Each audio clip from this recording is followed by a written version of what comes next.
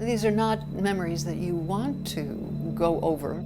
It's been somewhat unnerving since Friday to be rehashing it so many times. You suppress it.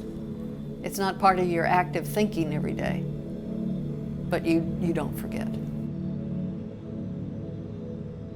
It was over 35 years ago. I was hired by a newsprint company. I was a sales rep. I was traveling in the Middle West. I was coming back into New York City, and it was on that flight that the stewardess asked me would I like to move up to first class. I didn't need to be asked twice, and I sat down next to a young man, blonde, tall, and he introduced himself as Donald Trump. I was not really aware of the real estate world of Trump. We just chatted back and forth, nothing particular.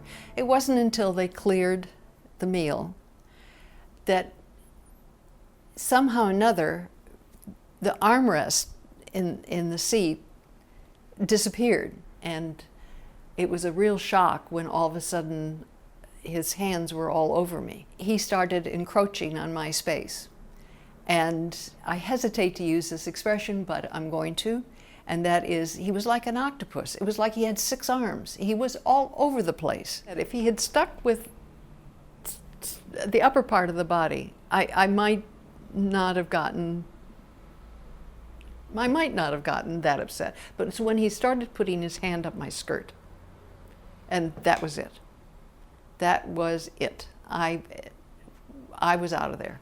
And I don't think I said a word. During the late 60s, 70s, and into the 80s, culture had instilled in us that somehow it was our fault, the attention that we received from men, that we were responsible for their behavior.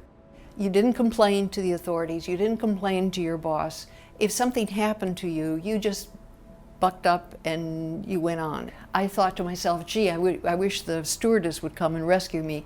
And then I decided, I got up, I got my purse, and I said, I'm going back to my seat and coach. I was so glad to get back to that seat. I started telling my story about 1.5 years ago when it became apparent that Trump was actually running for president. And I started telling my friends, let me tell you what this guy is all about. I would like to think that sharing this story would make a difference both in the election and in society's view of women, to change some of the behavior, the sexual behavior between men and women in both directions. And I would like very much to feel like I've been a part of that.